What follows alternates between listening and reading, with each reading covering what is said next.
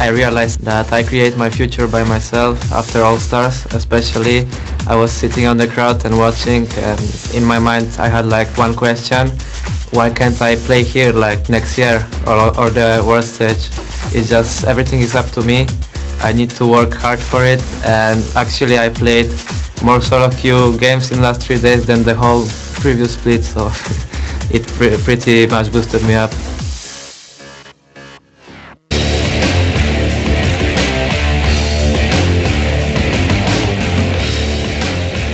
Welcome back, ladies and gentlemen. I am the D-Man Smith here, and of course Trevor Quickshot Henry is alongside me once again. It is time to get our next game started, as Millenium will be taking on the Super Hot Crew. Now, both these teams, they had to fight their way back into the European LCS via the Spring Promotion Series, with Millenium taking on Ninjas in Pajamas in a 7-hour epic clash, where they eventually came out victorious 3-2. That was not a fun game to watch, I've got to be sure. Looked good earlier, though. Earlier today, of course, Millenium did take on Roccat and ended up winning that game. From the picks and bans, it appeared that Millenium, well, they got their hands on just about everything they wanted. Completely agree with you. Millenium definitely got a composition that they were happy with. They had a strong mixture of early and late game champions. They had options for team fights, for split pushing. They could find picks. More importantly, Millenium came out the gate swinging. So not only did they get comfort picks, Kerp on Fizz played particularly well. He helped secure first blood, allowed his team to secure an uncontested early dragon. They had a tower lead, which eventually led to a massive gold lead against Roccat. And the control didn't let up, because Millenium went on to finish 13-3-14 by the end of the game. They secured all 4 dragons, and that is the strongest, most convincing performance we've seen from Millenium all year. Yeah, absolutely fantastic start for them. The Super Hot Crew, well, they had to go through the Summer Promotion Series after finishing 7th overall in the league. In that tournament, of course, they faced and beat the strong opposition in the form of Cloud9 Eclipse. However, they beat them 3-0. And before the spring split, the Super Hot Crew, they only had 2 days to prepare before being flung into this season, of course. This time around, they've had a couple of weeks to get ready. So let's see if they've really stepped up their game. Of course, they have that new man on your screen. We will fail her. All right, so in the promotion matches against Cloud9, the Challenger squad was playing without their star jungler Ku, but based on how well the Super Hot Crew performed during that series, I'm not sure it would have made any difference at all. This team has changed since We Will Fail Her has replaced Mixer, as you've already pointed out, D-Man, and we'll need to see if he can avoid giving up as many deaths this split. The near flawless play from Super Hot Crew at Promotion Tournament, I really want to highlight again. I think it stemmed from the fact that the team found a style of play that worked for them. They took 8 out of 11 dragons. They got all 6 barons. They only conceded 6 towers in 3 games while securing 30 for themselves. It really exemplifies just how good and how well they were performing. So we'll need to see if Super Hot Crew can continue that strong showing against a squad that gave them lots of trouble during the spring split. I want to briefly mention Selfie. He played TF Lulu and Fizz. They were all champions we have not seen him on before, and he played extremely positively, 11-3-13. Contrast that to his Oriana LeBlanc, which we've seen during the regular splits. It was a much better performance. Okay, let's check out those starting lineups. Over on the blue side, it is Millenium. They're already 1-0 up. Let's see how they go in this game too. Kevin is in the top lane, Konex in the jungle, Kerp has the mid lane, Kraton AD carry, and of course Jerry as support. And on the red side, it is the Super Hot Crew, with Mimir up top, Impaler in the jungle, Selfie in the mid lane, Mr. Rolls and AD carry, and We Will Fail Her is the new face replacing Mixer. So we've seen a couple of interesting new composition coming out. Copenhagen Wolves definitely running something different in that last game.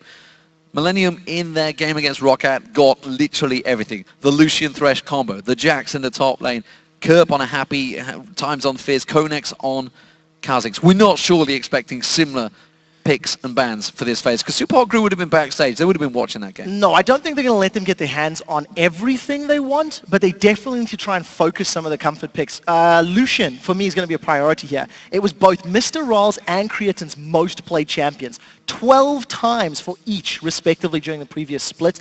And earlier today, Creaton had a great performance on the Lucian again. I also want to see how Millenium approach picks and bans now that they're on the blue side. When they were on red side, they definitely got a clear advantage. They forced Roccat or goaded Roccat into first picking Castanet. They didn't ban it away. They got that Jackson Thresh on first rotation, which denied it from their opponents as well as giving themselves strong picks. They don't have that same double pick counter-pick opportunity on blue. Well, here we go, ladies and gentlemen. Picks and bans underway. This is game 4 of Super Week, the first week of the summer split. Plenty of games to go, and of course it all leads to that World Championships in Korea. Right now, though, we do see Lulu being banned out, Kassadin being banned out this time by Super Hot Crew. That surprises me because Kurt is not playing that champion. Yeah, what's even more surprising is the fact that you do it as your first pick. If you're on red side, save it till last. You don't give anything up. And if you have a player like Kerp who is not known for Kassadin, you can almost see, will Millenium ban it as their second or third and potentially give yourself the opportunity to ban something in addition. Nevertheless, it didn't happen, and as it looks like, there's a lot of focus on mid lane champions. Yeah, Selfie's getting hit hard here. Yasuo and, of course, LeBlanc being taken away. There is the Jax ban. They don't want to let Kevin on that one. Kevin, it is his actual favorite champion, that and Aurelia. So we'll see what he goes with. Aurelia is open. We'll see whether he picks on that one. We also see Morgana as the final pick, but the Rat has snuck through the first time as well. He's been banned out in all 3 games so far, and he's insta-locked. Yeah, that was a very quick reaction from Creatine, making it very clear he wants a comfort pick. Thresh is still up and available, as is Fizz and Twisted Fate. The reason I highlight that, both Kerp and Selfie have played those respective champions in the past. It's something they've got their hands on. We'll need to see how well Europeans do with Twitch, because it's not an AD carry that has been overwhelmingly associated with our region, especially towards the end of the spring split. Now today, however, it definitely looks like EU has cottoned on, and they've been trying to fire off those rat-a-tat-tats as best as possible. So Lee Sin and Leona picked up there. Looking at Super Okra, I'm wondering whether we're finally maybe can see the Rengar sneak through, because he's kind of back in there a little bit. Mima, of course, the main Rengar player. We'll see what Millenium go with here, though. Impaler on Lee Sin, that's an interesting one for me, because we haven't seen him play a great deal of it in the spring split. It's also a much more mechanically intense champion than we tend to see Impaler on, so we'll need to see how that works out. I was a very big fan of Impaler when he was playing his Pantheon towards the end of the middle of last split. Did a very good work on there. But as we've touched on, the Thresh was available, picked up by Millenium. I want to highlight that Ziggs is still up and available for selection. It was banned against Millenium by Roccat in game 1 of the day. It was last picked by Froggen, the game we've just witnessed. So it is something that could be secured here if it will work out in their favor. Super Hot Crew playing a little bit. I'm not believing the Sion bait. Yeah, Shyvana being locked in as well for Kevin in the top lane while Aurelia was open. That does surprise me. Of course, we saw Soaz on Aurelia earlier today. Didn't work out too hot there. We do also see Lucian being locked in. Thresh being locked in. I am watching it. I'm watching it. Don't worry. I see the Rengar. I'm not being baited into it just yet, though. I'm going to wait until they lock in.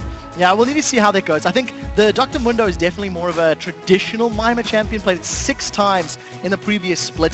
Gonna swap away at the very last second. As you mentioned, the Aurelia definitely getting a lot more playtime. One of the big focuses for the design team for patches 4.6 and 4.7 was to try and give some more options and variety to top lane champions. And while it's not necessarily the champions that have received some reworks in the patch notes, we are seeing Aurelia coming back. We're seeing Shyvana back in the mix, because they've sort of fallen off towards the last weeks of the split. Don't let Morello know, though. He'll start nerf it. I don't think Aurelia can get nerfed any more than already possible. Of course, there is that Lucian lock-in. We are seeing Vayne currently hovered over. Creatine had a great game 1, honestly, earlier against Roccat. Yeah, Creatine, he has the ability to do well when he's on a comfortable champion.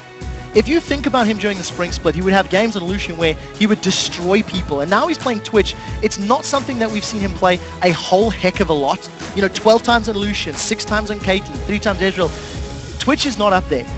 If he's out of position, Lee Sin's going to jump on him. Aurelia is going to jump on him. Leona's going to jump on him. And he can just get squashed, get caught in a rat trap. So he needs to be very, very aware of where he's going to be and lining up their ultimate to hit multiple targets. Well, the Ziggs has been locked in. You talked about it. You say it may well get picked up on the last one for Kerp. It's a champion he's played a lot of. Evelyn also locked in by Connex, a champion we haven't seen him playing a great deal of. He's been focusing on, of course, Nocturne and Kha'Zix in the past. So the one thing I'm concerned about for Millenium, their front line is basically Shyvana.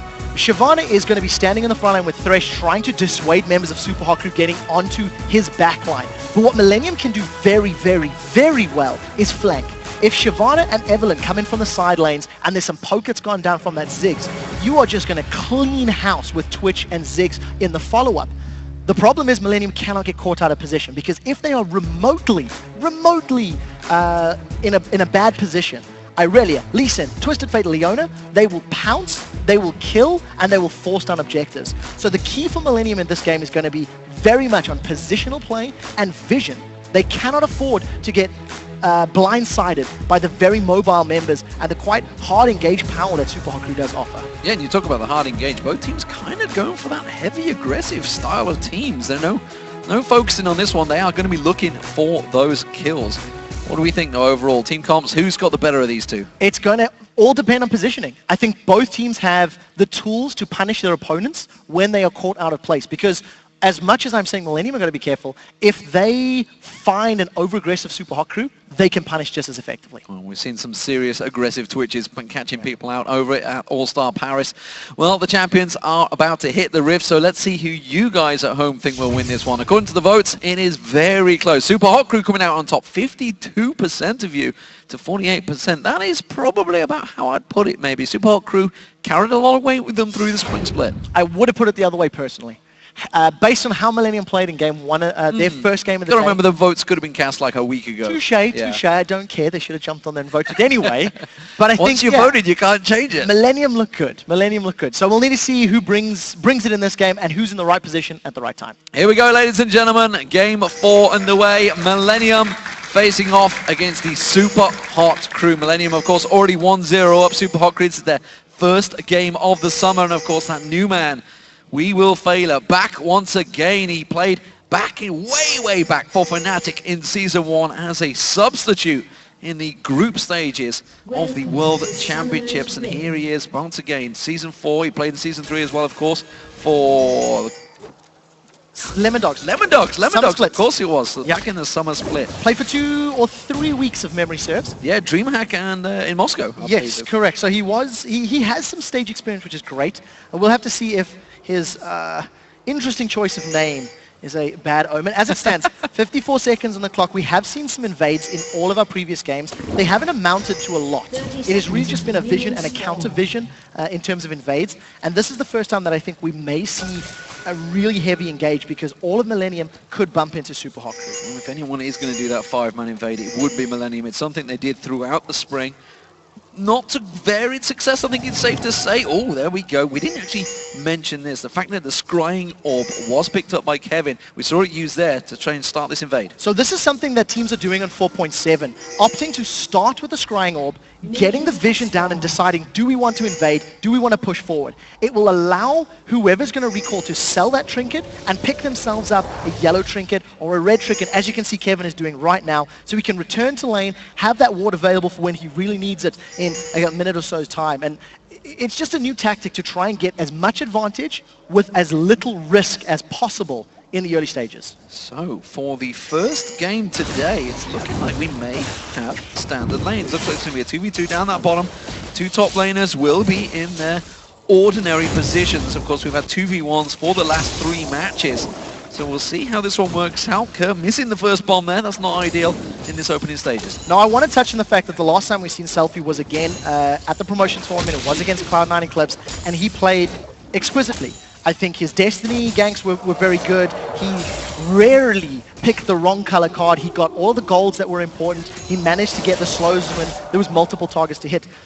I would like to see if he can channel that same performance now, as the stakes are... Well, I guess you could argue promotion was probably higher, actually, because their jobs were on the line. Now it's going to be looking to see, can they beat a team that they struggle to deal with last split. This is the first time we get to see this 2v2, as I mentioned, down this bottom lane.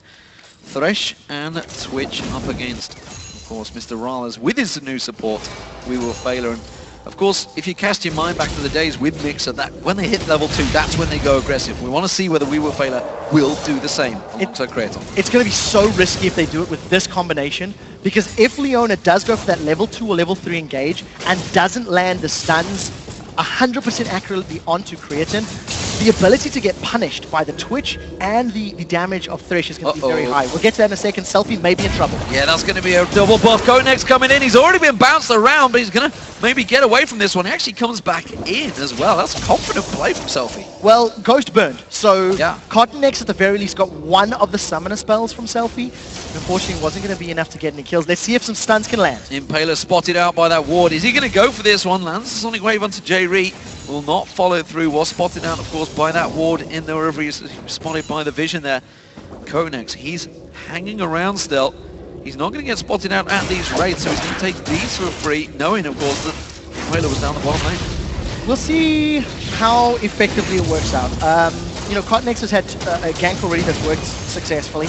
Impaler on this Lee Sin, he's got some time to play with. You know, I think both of these teams are going to scale fairly effectively, but I would definitely be worried about Kevin. If he gets to a point where he can 1v1 Mima on Irelia and can push him around the map, then it's going to be very difficult for Super Hot Crew to contain him. Mima, I don't think they were going to dive him. It's very scary to dive an Irelia under the tower, so wisely Cotnex backs him. He's just checking out the ground, of course, taking away the large golem, taking away the gold, effectively, from Impaler, who has stuck around in that bottom half of the jungle for quite some time now, and again, is looking to try and create a kill.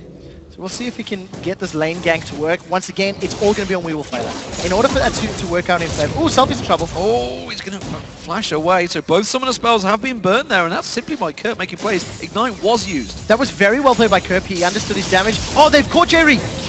Going to go in towards him. Jerry, is he going to be able to get away from this one? Throws out the hook, not going to land it. And Craven's happily just laid down the damage, and that's another game from Super Hot Crew. That was pretty good play from We Will Fail. He landed the Zenith Blade onto Jerry, dashed forward, and then got the stun onto Creatine. Even though Jerry got the flay to sort of interrupt that Zenith Blade, it wasn't enough to put distance between him and Creatine. So Impaler still sniffing around. It feels like Impaler is trying to force a gank that is not optimal. You know, we talked about how Mr. Rolls and We Will Fail are in a lane matchup that's very difficult. Impaler stood on top of the wall. Impaler stood on top of a pink ward. He sees that, surely. I mean, I know he's blind, but come on, now he sees it. There we go. Selfie's in trouble. He's not going to be able to get away from this one. There is first blood. Cotnex is going to lock that one down. Yeah, unfortunately, Cotnex and Kerp, just better communication, better calling. They managed to bait Selfie in. It took too long for Impaler to react to jump in there with a safeguard. No flash from Selfie. I also want to say that Impaler was really trying to force something. Instead of just going back to his jungle and farming up and trying to get some CS under his belt, he was really trying to help mitigate the weak laning phase of Lucian Leona. And while it has somewhat helped, Mr. Rolls is only 6 CS behind. I don't know if it's worth giving up that first blood. I don't know if it's worth the missed farming opportunities that Impaler has already given up. He's going to try again. This time looks a little more positive on Kevin, but Kevin's got Dragon's Descent. Well, he hasn't been level 6 yet, whereas Kevin has, as you mentioned. Dragon's Descent is available. It's already been stunned up. There it is. The ulti just to pounce away scot-free, and really not too worried about that one, I don't think, Kevin. No, he's got his teleport available, so if the wave is pushing very heavily towards him, he can obviously TP back. Decides he doesn't even need to. Just comes right back into lane. Still got Dragon's Form up and running. Will be timing out shortly. But I think overall, Millenium doing pretty well in this early game. Cotnex has had a more positive influence on the map. And Impaler maybe feeling the pressure. Maybe trying to bite off a little more than he can chew when he doesn't need to. As it stands, his lanes have actually been holding even. And we'll need to see what Selfie does. You know, if Impaler had time to gank with Selfie's Destiny Ultimate, that could be very, very different. Combo the gold card, combo Dragon's Rage, kick backwards, and all of a sudden you may have a kill on the board for a Super Hot Crew. We'll see whether they do manage to go aggressive. As of yet, it is staying fairly even in lanes, as you mentioned. No surprise, Mima just put himself a little bit ahead after the Impaler pressure, but Kevin teleports to the top, so teleport will not be available for 200 seconds, of course, went to the tower. We do see Mima doing exactly the same, and again, Selfie taking some serious damage. Kerp seems to be on a mission in this opening Super Week. Kerp is doing well, and you can see why Rocket banned Ziggs against him. You know, the very first game of the day, it was the very first ban from Rocket. They did not want Kerp to be on that comfort pick. He is completely 1v1ing Selfie, but it has not actually garnered him any advantage outside of the assist, and even that was because of Cotnex. CS is about even. Selfie is going to be earning a little bit of bonus roll thanks to his passive as well with loaded dice. So we'll see how it works out. Kevin already pushing Mima around, even on levels, but he's got a Giant's Belt, so a lot tankier at this point in time. Of course, Creaton gone back, going towards that Blade of the Rune King. No surprises there. It's the Assassin Twitch that we may well start looking towards. Impaler, he's coming down towards his mid lane, but he's spotted out by the Warden. Cotnex and Kerp are ready to try and steal this blue buff. We'll see if they can make it. There is a lot of burst damage that Kerp can put down. Oh, he's got it! He gets it! He got it! Kerp managing to steal it away nicely there with a Mega Inferno Bomb, and that's going to be a problem because Destiny cooldown is, of course, quite long. Yeah, and I just missed the timing on that Smite, but I think Impaler opened the blue buff with Smite as opposed to using it to secure. They didn't anticipate that invade or the potential steal. And again, Impaler just little mistake, little error costing them that objective. The one thing I want to note, as we are getting to the stage now that teams are going to start roaming, the moment Twisted Fate throws down the Destiny, the stealth from Evelyn and the stealth from Twitch will be negated. It is a very important thing to note for team fights, because as we've said, if Super Hard Crew can catch Creatine out, that is a large portion of their damage that has been removed. We'll need to see who's going to make the first move for Dragon. With both teleports down from the top laners, it will only happen after one team secures a kill, because I don't think either team wants to go for that challenge without having the support of their top lane.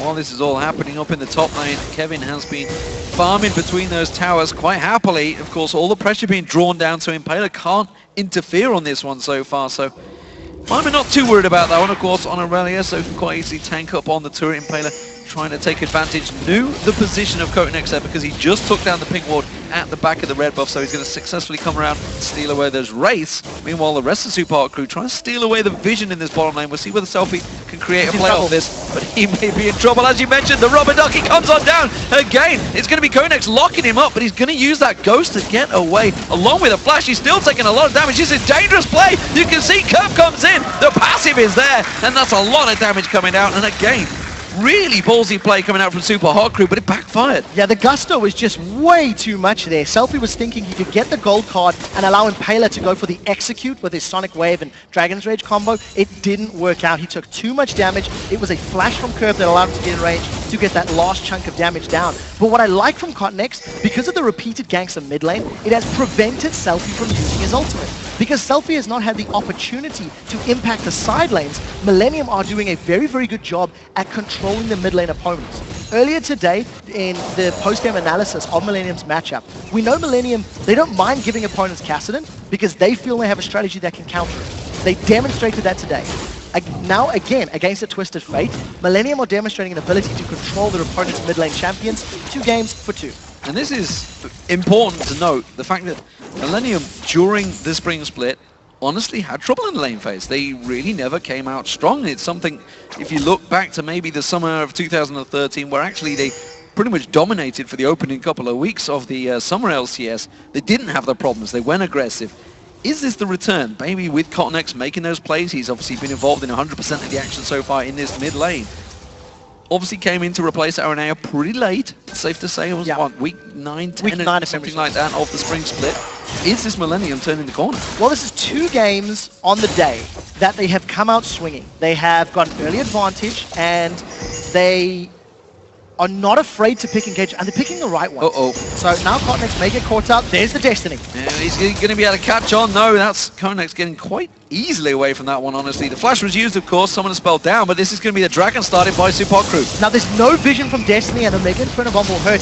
If Millenium go in for this, they're going to be a little split. Let's see on the positioning. All 5 of them were caught by that Mega Inferno Bomb. The rest of Millenium close in there. Here comes Kevin. Dragon Descent available, pounces through, destroys Impaler where he stands. That means, of course, the jungler is down.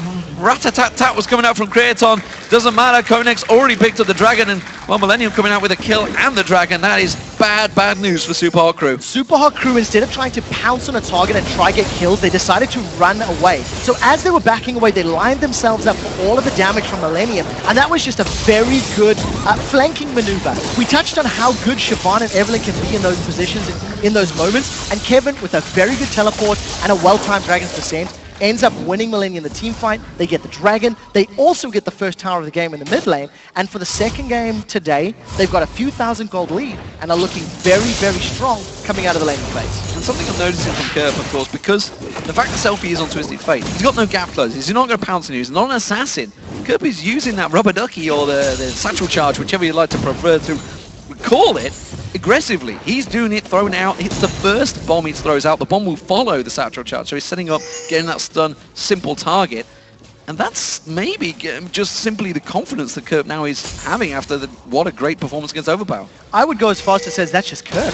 I mean, if you go back to Battle of the Atlantic, when Kerp was playing, it was under the name Ultimate, of course, they destroyed CLG, and he was playing Gragas at the time. His barrels were absolutely flawless. So he's just on a champion that's skill shots, that's positional play on those bouncing bombs, and doing a very good job. I do want to give credit to Selfie. He has been ganked and camped fairly frequently, and he is only 2 CS behind. He has, of course, given up 2 kills.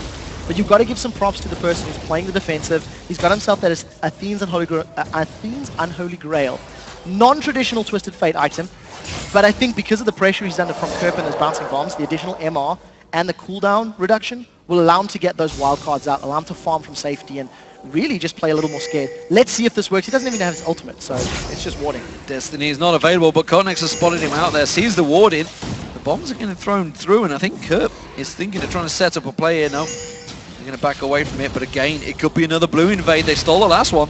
Yeah, I don't know if it'll work out this time. Kerp doesn't have vision, blind, and nope. Doesn't get it. It's close though, very, very close.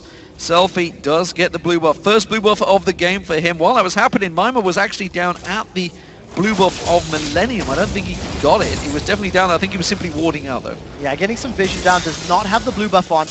Mima's actually built himself up a small CS lead, was able to get back to lane, decides not to chase Kevin, and that was actually quite smart, I feel. Millenium have had very good vision in Super Hot Crew's jungle for the majority of this game, and because of the fact that Mima didn't have wards himself, he wasn't confident. You never know where Evelyn is. You never know where Twitch may be, even though they haven't roamed just yet.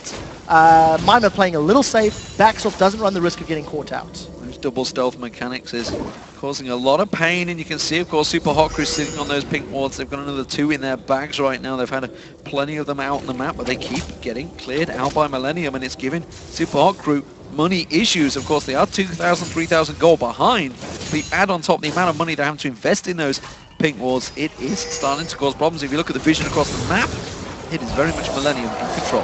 Yeah, Millenium have been doing this the whole game. I mean, every time I look at the minimap, there are 2 to 4 wards fairly deep in Super Hot Crew's jungle. What is very nice is having the Evelyn on your side does give you the opportunity to move in at a lower risk, because there has to be a pink ward to walk over in order to get revealed. So at the very least, you can get deeper wards. But I do want to go back to the fact that Impaler, he spent so much time in the opening minutes of the game trying to force a gank from Mr. Rolls and We Will Failer. It's put him 12 CS behind, he's got a death to his name, and I haven't really felt a strong impact from this Lee Sin, which is a champion that you do associate with very early ganks, very early kills, and Impaler simply hasn't found them yet.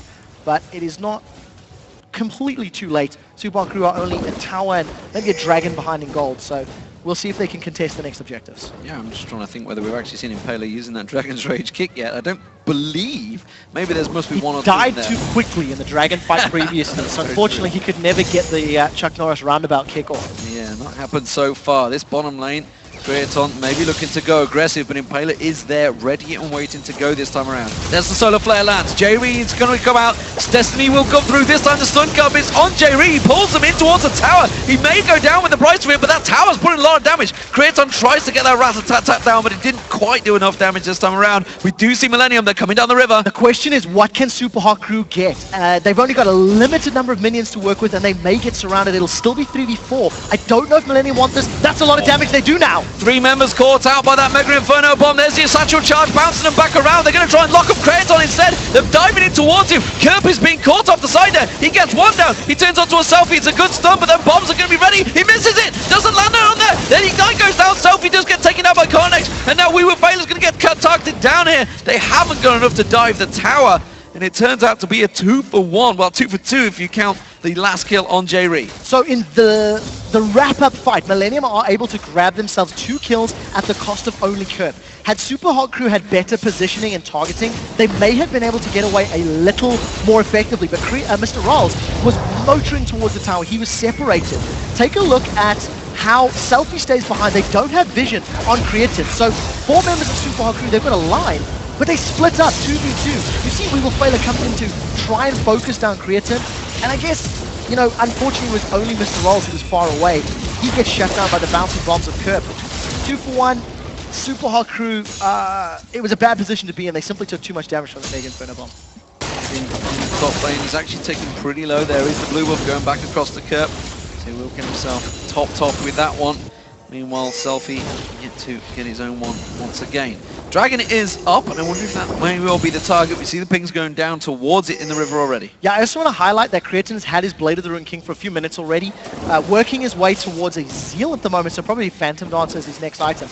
If Creaton decides to roam around the map, he can go for those ambush burst combinations. Get the Blade of the Ruined King down, use that rat-a-tat-tat and combo with the Mega Inferno Bomb, and all of a sudden somebody's dead. So we'll see how Creatine plays his Twitch. It is what we see out of other regions when they play Twitch. So that's why I'm mentioning it. Well, we get another 3 pink wards in the inventory of Super Hot Crew. They really are investing a lot in keeping this coverage, and when there is an Evelyn and a Twitch, it makes complete sense. They're trying to get some coverage over towards his Dragon right now. Kerp with that lantern nearby will just scoot away from that one, and they're actually making tracks down towards the bottom here. Konex is not going to get spotted. That's not a vision ward. He will be able to sneak up on Mr. Rallis. Now, Mr. Rallis does have the support of Impaler, so it'll be 80 carry and jungler versus 80 carry and jungler. If Impaler doesn't get a good Dragon's Rage kick, they're going to be in trouble. Going to catch on towards him, but he's going to get spotted out. The ping ward's just off the side, but there's too much damage going down. Destiny comes in, though. He's going to try and teleport it towards him. Millenium comes down here. He's going to get the stun up. Oh, he didn't quite get the kill. The Ignite running. No! The shield is enough for Impaler to just about survive. Yeah, this time around, Impaler actually kicks Cottonex in the direction that Mr. Rallis would want it to have run. As we said, needed to be a good kick, needed to prevent more damage coming down, and the burst was just too high. So Mr. Rallis 1, 2, and do. Because of his death, it allows Millenium to get themselves on the Dragon. This should be his second Dragon of the game, as they forced Super Hot Crew away previously, and they do secure it uncontested. That one's quite an easy one. I was just wondering whether We Will Fader was going to dive in there. I was like, hey, buddy, you've got no team with you right now. Of course, we've got to see how the communication is between these teams. So, 2 towers for Millenium. Top and middle gone down. Here's the fight that we missed. He interrupted it. The Destiny was going down, being channeled by Selfie, and because of the satchel charge, it meant Selfie couldn't join the fight. So Kerp, again, with a great play, ensuring that there was no additional support. Had Selfie got to that bottom lane, Super Hot Crew could have picked up more kills and potentially got the Dragon themselves. So Kerp really putting on his carry pants today and delivering for Millenium. And of course, just hit 200 CS, the first man on the board to do that. In fact, speaking of players, let's take a quick glimpse across at the items. We can see, of course, the top laner's Trinity 4 is now completed by Mime, now going towards the tanky, probably Randy Omen maybe coming out next. Kevin, meanwhile, has got the Sunfire Cape, Randy Omen almost certainly coming out in just a moment. Mid laners, we did talk about both Athenes being picked up early on. They are both, of course, Rabadon's Death Cap now completed by Kerp, meanwhile Zonya's being picked up by Selfie. The window of opportunity for Super Hot Crew to contain Millenium is getting drastically smaller as this game has gone on. Millenium have got both towers secured from the top and middle lane. They're about to grab themselves the third tower. If they stick around, the tower's getting very low. And they've accrued a 5,000 gold lead. We Will Fail is about to run into 3. I think this could end badly. Oh, they're going to spot Konex there. Of course, the ultimate Destiny will show him out there. He puts a lot of damage down towards him, tries to stun lock them as much as he can, but there we go. We Will Fail gets hooked up. Death Sentence in there. Destiny again did not come down from Selfie. I'm pretty sure that must have been interrupted by Kirby. That he just chose not to come. There is the tower. 4 members of Millenium keep on pushing because Kevin teleported down in towards this fight. They're going to keep pushing this bottom lane. Somebody needs to give Kerp a cookie because that's the second Destiny he's interrupted. Selfie tried to use it in the middle of the river and Kerp just ran up to him, popped the satchel charge. It prevented the Destiny coming into play. Millenium continue the pressure on this bottom lane. They've got a minion wave backing up, and thanks to the great poke that Kerp can put down, there's very little Super Hot Crew can do to defend. If they group up, look for a Mega Inferno Bomb, this is going to give them the tower. We'd only caught one, but there's going to be Impaler hooked in. They follow straight through on it. They managed to get the flare onto Mr. Rollins, and Millenium may well have gone too deep on this one. We Will Fader gets in there. Great Solar Flare locks down one in the form of Konex. That tower's still yet to fall, and that's actually a big sacrifice for Millenium because they gave up the top turret for this one. Impaler comes in. Oh, Kerp's going to get away. That red buff not quite enough to take him down. Slither of health, 18 hit points I think he was on at the end there. That was incredibly close. If Impaler wasn't able to flash with Jay Reed flying behind him, that would have gone very differently. Because Jay Reed followed up the death sentence and chased Impaler deeper into the territory, we're about to see it. Pay very careful attention that as Thresh starts flying, Impaler gets knocked away, and it was the satchel charge. It was the satchel charge that pushed him further back. E-Man, you said it perfectly. Over-aggression on the side of Millenium. They didn't focus down the tower, and because Creatine was trying to look for kills as opposed to finishing the objective, I mean, Super Hot Crew had that extra man, that extra force of damage to play into their favor. Super Hot Crew get a momentary respite. They prevent losing it in a turret, but it is a very scary situation for them right now. However, Mima has been unlocked now. That top turret went down. We'll see next fight when he starts getting involved, but you you can already see from Millenium, they've got 2 Radiant's Omens already on Kevin and Coatnex. Obviously, that's not going to be the focus of target at Mime. He's going to be looking to try and dive on towards Creaton. And I wonder, with those 2 squishy carries, I'm just seeing Impaler getting caught out. He's going to be able to dodge out of the damage from Kurt there. We'll get caught out. There's a lot of damage coming out. Mega Inferno Bomb will get sidestepped. Kerp is on a mission right now. Kerp is playing out of his skin. But you know what? That's also not fair because the rest of Millenium are doing everything that they need to. Every time a gank or a counter gank comes down, Millenium's communication is good enough that Kerp realizes Selfie's going to be using that Destiny, puts himself in a position to get the damage done. And thanks to the superior vision on Millenium's side, it has allowed Kerp to see where Selfie is and interrupt that ultimate. At the same time, Millenium have pushed more dragons, they've pushed more towers, they've forced more team fights, which is why they've got the advantage in the kill score. I also like Millenium's chances at sieging. If they get themselves under a tower, the front line of Millenium, of Shyvana and Evelynn, is quite a deterrent if Super Crew all jump in. And assuming Creatine doesn't get insta-gibbed, he can just line up that spray and pray and put damage down for days. So we'll need to see how Super Crew play this one out. They're down to their inner turrets, and it is a very difficult line to break. Oh, Coatnex caught out. Destiny will show him. Caught him towards a ping ward as well. Impaler does get him towards him. Can't get around the back of him. And now Creaton comes in. Rat-a-tat-tat running and just mows down Impaler. Catches on towards Selfie. Selfie trying desperately to get away. He's got no summoner spells available. The hook could come out from J-Ree. But the Zhonya's, well, you're dead still, son. You're not going to get away from that one. No doubt about it. And actually, it was J-Ree that picked up the kill. That is so unfortunate. Impaler commits to the fight. Selfie lands and he pulls a red card, doesn't land the stun, and unfortunately, Super Hot Crew don't grab themselves a kill. And that's just, every time Millenium are in a little bit of trouble, Super Hot Crew make a small misplay, and it allows Millenium to get further ahead. Kevin having to run defensive duties there, trying to cover off that top lane. Of course, Mima trying to buy himself some time. Mima with teleport available, Dragon up in 17 seconds, and the timer's somewhat off here from Millenium. You can see Coatnex and J-Ree were sticking around there trying to clear out those ward coverages of Super Hot Crew. The Dragon will be up in 5 seconds, but Super Hot Crew are ready for this one. Yeah, the problem for Super Hot Crew, though, is if they give up this Dragon, the gold lead starts to become even more insurmountable. Mima is not tanky enough to really deal with Millenium at the moment. He's only got the Spectre's counter Giant Spell. That's not enough to survive the physical damage Creatine's putting down, the physical damage that Kevin can put out, even the high amount of magic damage with the Sunfire Cape and his burnout. In addition to all of that, there simply isn't enough magic resistance on the whole Super Hot Crew to survive Kerp. So at any time, if Super Hot Crew get involved in a prolonged Dragon engagement, Kerp is just going to throw bombs all day long, and once he's happy, he'll commit for the kill. Creatine looking for the ambush, doesn't get it this time. Going to work out. So of course he saw the same thing happening. Thought, took Faker down just like this way. Maybe I can do it against Selfie. Not going to happen this time around. This is going to be a Dragon for Millenium, no doubt about that one. Super Hot Crew in no position to get. And this is the point in the game where Super Hot Crew need to capitalize on a mistake from Millenium. Because of the control that Millenium have afforded themselves with the gold lead, with the vision, and with the siege power of the Ziggs under their belt, in order for Super Hot Crew to get back in, they need to have more wards down, and they need to jump very quickly on a member of Millenium, pull the right card if you're Twisted Fate, and kill a target.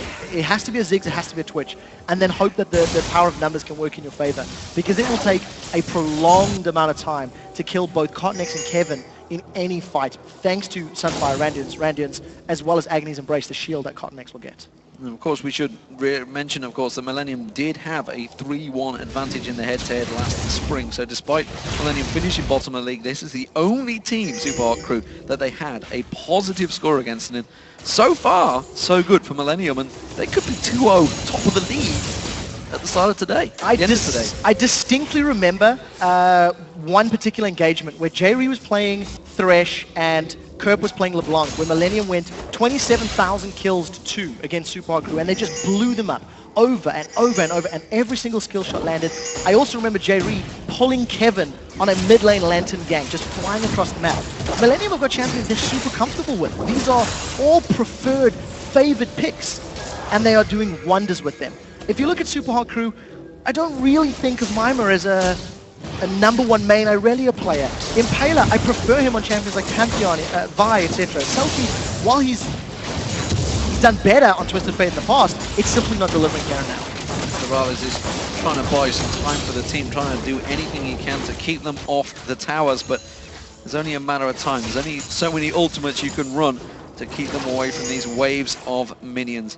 Bottom lane, we saw Kevin is going to keep Kurt and Mima away, and Mima doesn't really want to go one-on-one with him anymore. No, so he can't. He can't get through the tanky stats that Shyvana has available, and this is a tactic Millenium do many times when they get Ziggs. Mega Inferno Bomb will allow them to get damage on the tower, potentially eventually get the tower. And all Millenium are looking for, land the poke from Kurt, get the damage on the tower. If a fight breaks out, Kevin will just teleport in.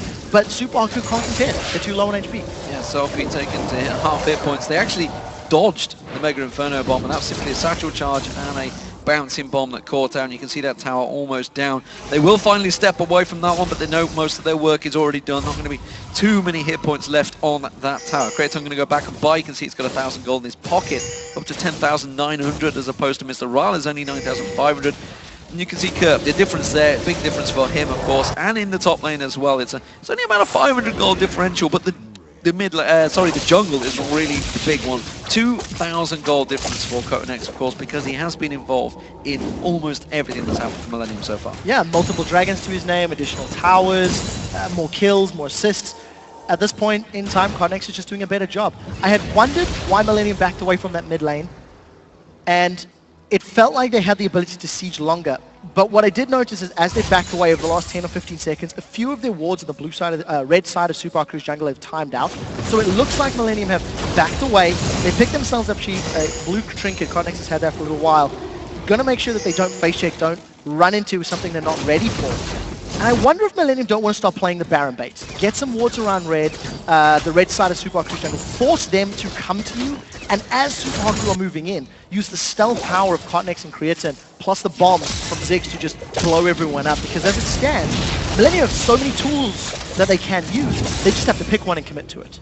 We'll see how it works out for them. Of course, vision issues were one of the problems back in the spring. Of course, they sometimes went a little too deep, a little too aggressive, and caught themselves out of position and basically put themselves in hot water despite the leads they built up. Here we go though, you can see Kirk getting some poke off. Destiny coming out there. I'm not sure Sophie wanted to go for that one. There is the ultimate coming down. Kotenex is in there. Zoldy's Hourglass mitigates a lot of the damage. Sophie does manage to flash away, and Fader's going to get focused on Kevin, trying to put the Dragon's Rage all over him. We were Fader going to get locked down. Greaton gets out safe. Kotenex now, he's going to get locked up. Mr. Rale's trying to put the damage down. He will get a kill, but maybe to the detriment of his own life as the Ignite burns him down. There's the bouncing bombs coming back in once again. It was a 2-for-1 engagement again in favor of Millennium. That could have gone so much worse for the Super Haku. The engage onto J-Reese Thresh accomplished next to nothing. There was so little damage coming down, and Super Haku were all split. Their angles were a little wrong. Now Super Haku, they lose themselves a turret, so they give up an additional kill, they lose another objective, and now Impaler's caught! Oh, J-Reese didn't want to go that deep. Has to flash quickly out of there. Bouncing bombs continuing to come to Selfie did very well to actually get out of that. That Zhonya's Hourglass was just about point blank. Managed to pull that before the Mega Inferno Bomb. If that had gone down, I feel that would have been an inhibitor, maybe even the game that went. I agree with you. The wave clear from Selfie is very important for Super Haku. Mega Inferno Bomb, not going to get a kill this time, but again, just look at the control Kerp has. He was 1v2 in that situation against Wolfcamp with little backup, and he didn't even care. He's got so much damage that he's just burning through all of Super Haku. And unfortunately for the Super Haku, they have not made a single one of their engages work in their favor. Every fight that they have initiated has not gone to plan, and they need to shake it off. So far it's been Kotenex that has been pulling the trigger, getting in there, starting everything off for Millennium. And it is continuing that way. Kraton has been having a whale of a time, honestly. He almost got focused down in that one. You can see Mr. Rales and Baylor trying their best to focus on towards him, but he is in a very safe position, and if that Infinity Edge gets complete, I fear for Super Haku. So right now, Millennium are not doing the best at pressing their advantage. They were sieging up the mid tower about 6 or 7 minutes ago, decided to back away, I believe because of vision control. They tried to play the Baron bait game, didn't necessarily work in their favor. They got jumped on, now it's slowed down the game again. Yes, they've got a dragon, but Millennium have not made more inroads into Super Haku's territory for quite a while. And if you look at the vision, there's no more deep vision in Super Haku's jungle from Millennium because it's too risky to invade. So if I were Millennium shoes, I think they should use the power of their sieging champions to get onto the top and the bottom in the turrets. They know they're stronger. They know they can win a team fight if one were to break out. So put your opponents in a position where they need to react and press your advantage. Because as it stands, Millennium are making the same mistakes they did in the spring split, dragging their heels in the mid game and giving their opponents a chance to get back into the game. See Mima getting himself the second turret of the game for the Super Hot crew. They'll be happy with that. The objective is one gain. We are seeing potentially this mid lane. I don't think they're going to create any fights here. Kerp just been throwing out bouncing bombs left and right, but not really connecting for a while. And as you mentioned, you know, Millennium possibly going for the long game here. It's something they've done before, that's for sure. They have the stamina to go through 7-hour best of 5 epics and come out on top. So their mental pressure, mental strength, fortitude. I think it's safe, mental fortitude you could say, is certainly there.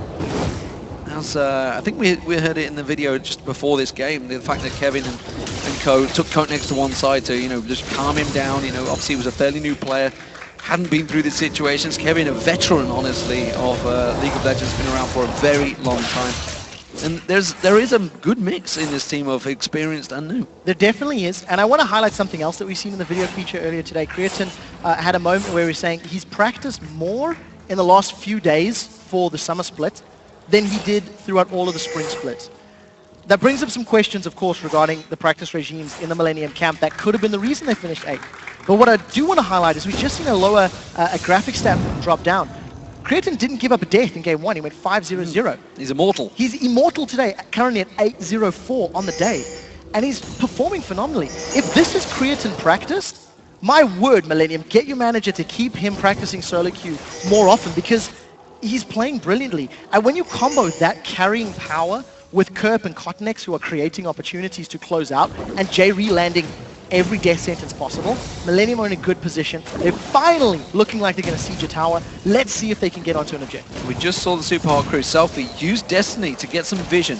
They were probably a little bit worried about Mima, I'm guessing, down that bottom lane, who did just engage on Kevin, while the rest of the team, of course, is pushing this top objective. And they were wondering whether they can go at it. It's like, am I 1v1? Yes, I am. Let's see if I can take him. And the answer is, no, you damn well can't. Kevin just put a beating on you. And that means the top lane, that's going to go down to Millennium as they keep that puck pressure going, with Curve just bouncing those bombs through on towards Super Hot crew. So the only threat for Millennium when they get to the inhibitor turrets is being caught out by a multi-man solar flare. In order for Millennium to not give up the lead that they've built up, they just need to stay split up across the lane under the tower. Because as long as We Will Failure can't get a 3, 4, or 5-man stun, Millennium have got enough damage, knockback, and peel to win a team fight. Let's see if Kevin goes down. Look at this, though. They can tell Kevin is delaying them as much as he can. They know Destiny is down, and Millennium have snuck in, gone straight for Baron, while the rest of the Super Hot crew was so focused on taking the blue buff away from the fact that Kevin was pushing it. That is a very sneaky Baron by Millennium. Very well played. I mean, they had the numbers advantage, and simply put, they had the information to work with. Super Hot crew have arrived to the party late. Creatine, he's looking for a kill. We Will Fail is dead. Stealth Bomber comes in. He won't be able to catch him out, but Konex flashes through. There's going to be the Super Mega Inferno Bomb coming through. Throwing a little bit of jinx in there as well, who knows. Kevin's going to pounce on through. Randian's Omen will slow Impaler down, but he does manage to safeguard himself away. Selfie, well, he's trying to push that mid lane, but the rest of his base may well be gone before he gets back. The only threat to Millennium in this situation was the solar flare. It is no longer available. Super Hot crew don't have the numbers to defend. Selfie's doing the best he can to get some global gold back, but it's not going to be enough. Inhibitors down. Millennium now have complete and utter control of the map. There's very little Super Hot crew can do to defend as long as Millennium do not get caught out of position. So inner turret and inhibitor turret both down between the teams. They're looking to try and make a pick here. Destiny being pulled. Where they're going to go? He's going deep in this one. He has got Sonya's Hourglass ready. Konex pulled away. Not going to make it. He gets shut down. The AD carries down. Konex is going to get locked up as well. He gets taken down. And suddenly the Super Hot crew take out both Millennium Stealth champions. I rest my case. Caught out of position, Millennium split up in the jungle. Had their numbers been tighter together, there may have been enough damage to try and turn that Destiny gank around, but it wasn't the case this time. 40 seconds on the clock for both Cottonex and Creatine. Super Hot crew will look to get more objectives, but against the wave clear of Kerp, it's going to be very, very difficult. Let's see if Kerp uses his Mega Inferno Bomb to clear out any minion waves. You know what? He doesn't even need to. There are no towers under pressure unless Super Haku face tank it. They're going to have to try and face tank it. You can see Mimer's going to come around. He's got Impaler, We Will Fail, and Mr. Raleigh all there. They're going to get themselves another inner turret. This is a good turnaround for Super Hot Crew. They were a long way down in gold. Remember, there is still a Baron buff on these 3 members of Millennium. They're going to be careful they don't take too much poke. While this is all happening, Selfie, of course, he's clearing those super minions in that top wave, so he's going to defend themselves and actually buy Super Hot Crew some time in this game. Dragon is up in 14 seconds, but unfortunately for Super Hot Crew, they do not have the timer, so they're all backing away. They'd almost certainly be making their way to that pit if they knew. Yeah, they would have got that very quickly as well. I mean, the timer would have taken them to get to that pit, would have secured Dragon. Thanks to having 0 map presence for the last 10 to 12 minutes, Super Hot Crew, they're unaware. They're completely in the dark. The one thing I do want to touch on is Selfie's item build. After going the unorthodox Athenes and Holy Grail first, grabbed himself Hourglass, Lichbane, and Void Staff. So he's getting to the point now where he has a very large amount of burst. Combo Gold Card plus Lichbane and Wild Card damage. A Creatine could die. He does have some MR now, so it'll help survive. But one of the other things it does is it allows Selfie to split push and try get towers, which you can see Selfie again. He's moved to the top lane, shoving down against those super minions, so it protects his Nexus turrets, and it also potentially allows him to get some damage onto the spinning turrets. And let's see how much damage does the Lichbane strike. Exactly what he is doing right now, as you mentioned. He's doing a lot of damage. Kevin's going to try and chase him down. He's got that Brilliance pot on him as well as the Baron buff. He's got a lot of damage. Stuttgart being used by Selfie to keep him away. Bottom inner turret does go down, but Selfie still being pursued, pulls another gold card out, and it may well be necessary. Kevin is not going to give up this pursuit. He's going to chase on towards him. Randy and Zoman pop to slow Selfie down. Now he's in trouble. Another gold card pulled. Will he get away? That's the question. He's going to try and ghost as much as he can. He's got flash available. He should be scot-free, but what is happening in the bottom lane? Yeah, the question is, why did he not Destiny? I think he needs to save the vision for a potential team fight. Kevin has not given up. The rest of Millennium are sieging down this bottom turret. They've got no minions to work with yet. Yeah, man, he's going to try and keep on poking in there. He's finally backed off. They did take half the hit points off. That's not that successful, and it did, though, however, slow down the entire split push that Super Hot Crew were trying to run. Twisted Fate is going in. Can they get a kill? He's got Sonya's Hourglass. He's going to have to pull it pretty quick, though. There it is.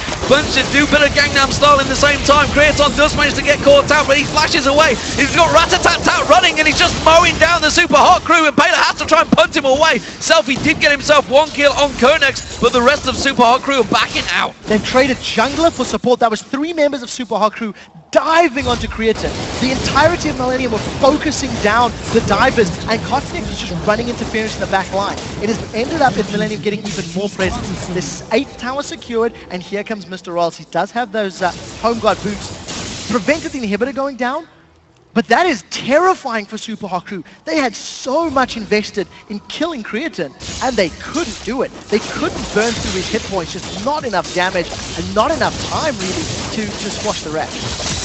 All that set aside, Super Hot Crew tried to buy themselves as much time, but Kerp is going to clear out this gigantic wave that was pushing in the mid lane. That's all been cleared out by the minions and Kerp himself. So, Baron up in 2 minutes. Almost certainly the focus target for Millennium.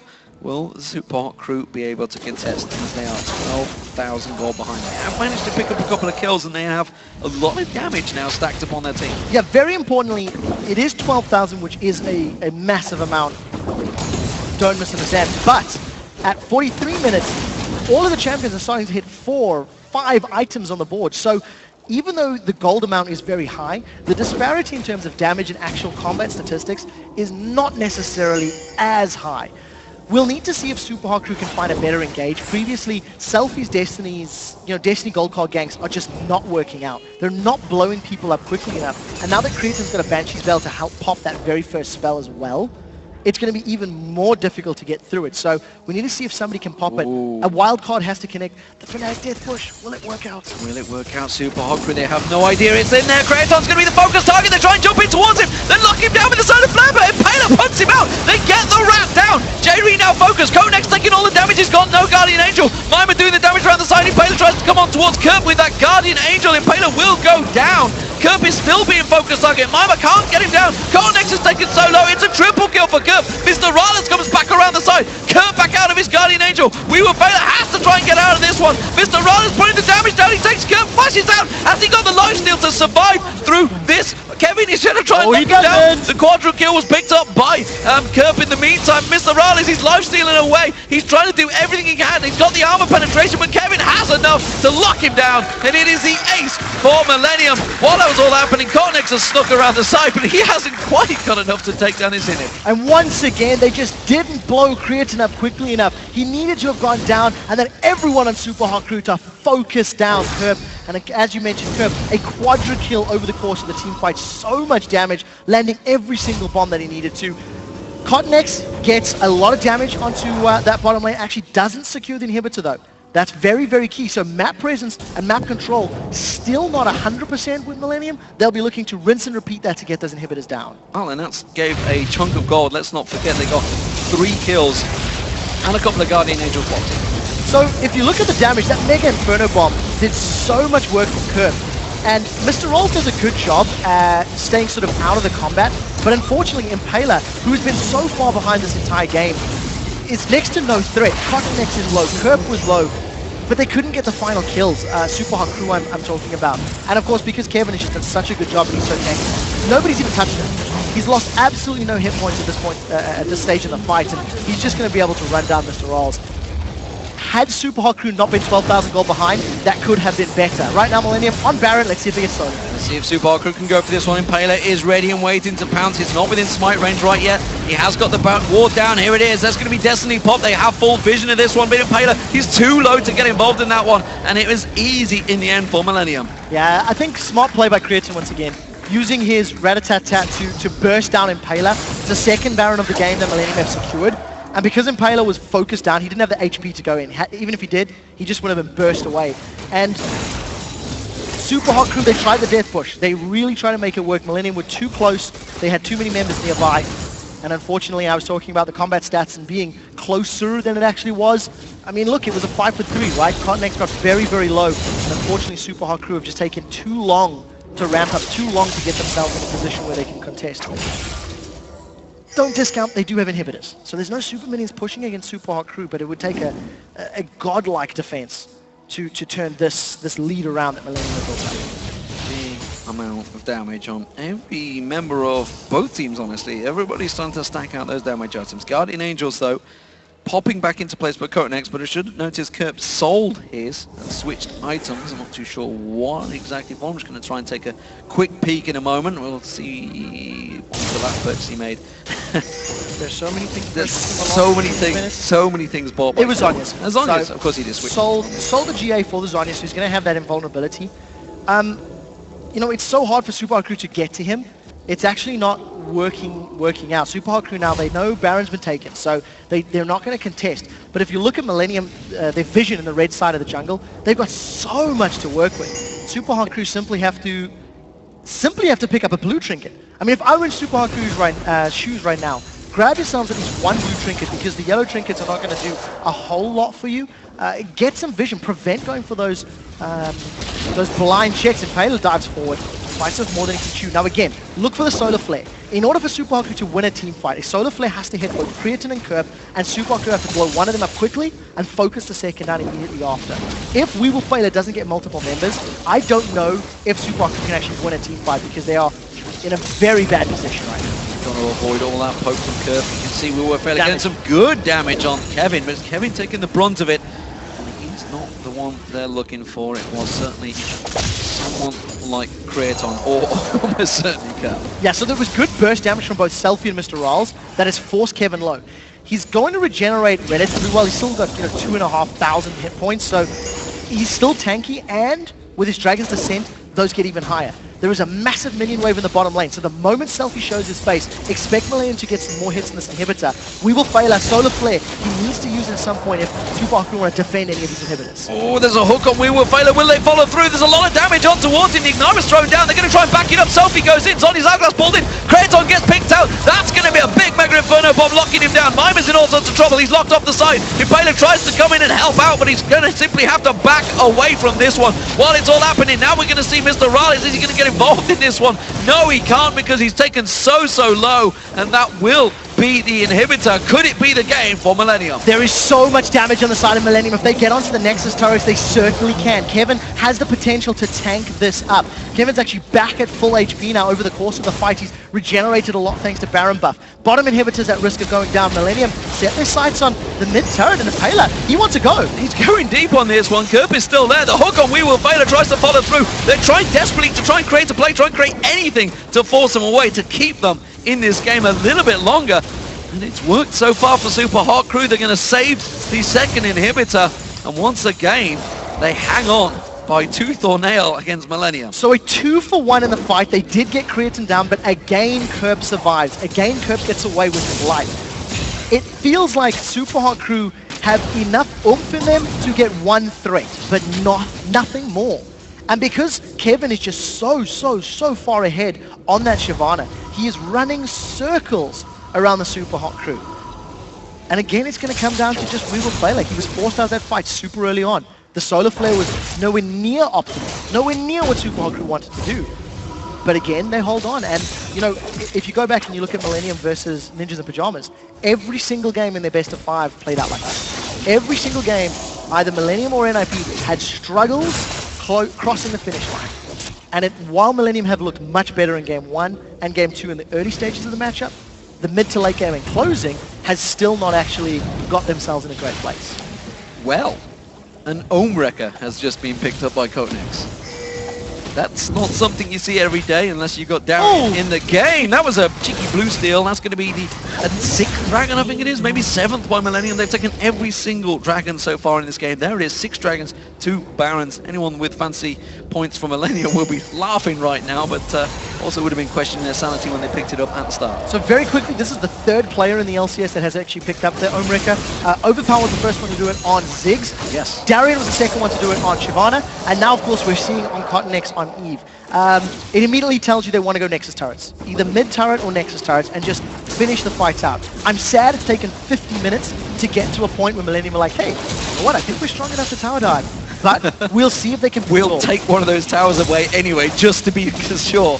Kevin takes a burst of damage, but only 1,000 hit points shredded off him. He's still, as you mentioned, just going to regenerate that lot. He takes another stone guard. Millenium taking a lot of damage here, Kevin. He has to take that guard. Oh, and Impaler's gone deep on this one. Kicks 3 of them in there. You can see that Mr. Rod is trying to put the damage down just over the side there. Kerp gets locked down, taken down. Selfie back in there. Now We Will Failure locking up on towards Kratos. Kratos taken down. Mimer's on him. And would you believe, Super Hot Crew turning this one back around. Selfie's running for his life. Pulls the gold guard out. Throws it towards Codenex. Throws out another wild guard. And the Sonya's straight away doing the damage on towards him. The Lich Bane proccing off. And they've saved the day once again. It's a 4 for 2 this time to Super Hot Crew. Selfie's figured out how to play Twisted Fate. After 51 minutes, he lands every gold card that he needs to. He gets all of the burst down, just melting Kerp. Focus on Kerp's hit points here on the right-hand side. Look at how quickly he just gets melted by Selfie. 3, 2, 1. Boom! Just deletes. I mean, that's it. Thanks to the build that Selfie's got with the Lich Bane proc, gold card, wild cards, etc., he melts through the targets. And unfortunately, Codenex, yes, you're strong, but your Ohm Wrecker is not going to stop a gold card, and it just allows Selfie to get a couple more kills. Shut down. I think this was once again gusto, but on the side of Millenium. They were a little overconfident, they were pushing onto the inhibitor, and because Super Hot Crew now has the damage to get the kills, Super Hot Crew bounced back. It's 3v1 with the Baron up now as Super Hot Crew move for this one. Have Millenium gone too long in this game, and our Super Hot Crew going to turn it around? They're going to get this Baron unless J-Re pulls off something special. Kerp is up and running. He's got Mega Inferno Bomb available. That's the only weapon to try and make this steal. They have no vision of it. They can see it's taken low. You can see it's 3,000 hit points, 2,000 hit points. It's coming in. It's got it. I don't believe that's just happened. How have they let it go through? How have they let... Oh my God. Super Hot Crew have super terrible calling. It's that simple. They all stopped hitting Baron. They all stopped. They were like, okay, we'll stop. I mean, surely there's not enough damage. Surely it's not going to blow them up. All 5 members were up in time to get the Baron buff. Look at this. They're like, no, hold on, chill, guys. Let's just stop, guys. No smite. I mean, there's no jungler there. Oh, God. So there's no jungler. There was no smite. There was no burst. I don't know if that was just, hey, my burst from wild cards will do it, because That was just a big misplay. Super Hard Crew were going to wait for the burst and finish it off instead of trying to burst it down themselves. And the confidence kicker that's going to give you after just creating a great play. Managing to come back and think, guys, we've turned the game around. No, we haven't. We've just let it slide straight away. So Kerp now deserves 2 cookies. He got one earlier for his great play in satchel charges against Selfie on that Twisted Fate, and now he's stolen himself a Baron with that Mega Inferno Bomb. All of a sudden, Super Hard Crew's incredibly tense team fights are just compounded even further. It's taken them a long time to try and win a fight. Mimer's off on the flanks. All I'm looking at is gold cards from Selfie onto the squishy targets. Oh, we will fail her again. We will fail her once again, as you mentioned, caught in. Solar Flare doesn't really land the target, but nor does Mega Inferno Bomb. Mr. Rollins has to step away from that one, taking too low. Destiny pulled out, they're trying to keep vision, but that's going to be another inhibitor turret going down. The Wildcards still not doing enough to fling out there and keep Millenium away, as their Baron buff that they managed to just steal away for free is giving them the regen they need. So no super minions yet. All 3 inhibitors are still up, but there are no turrets remaining. So Millenium now is not going to be needing to force through or push through that objective. At this point, Cosmic has also solved the Ohm Wrecker. Now, no Solar Flare, no Destiny. Super Hard Crew have to defend without the tools that have allowed them to defend for the last 10 minutes. Let's see if they can hold. Millenium, obviously, playing more cautious. It was overconfidence that cost him previously. Giant stack moving in that top lane, and Millenium are going to know about it soon or later. Somebody's going to have to go up there. Those death sentences being flung out. We were Baylor actually being caught out with the target. Selfie taking a bouncing bomb there. Coronex has taken some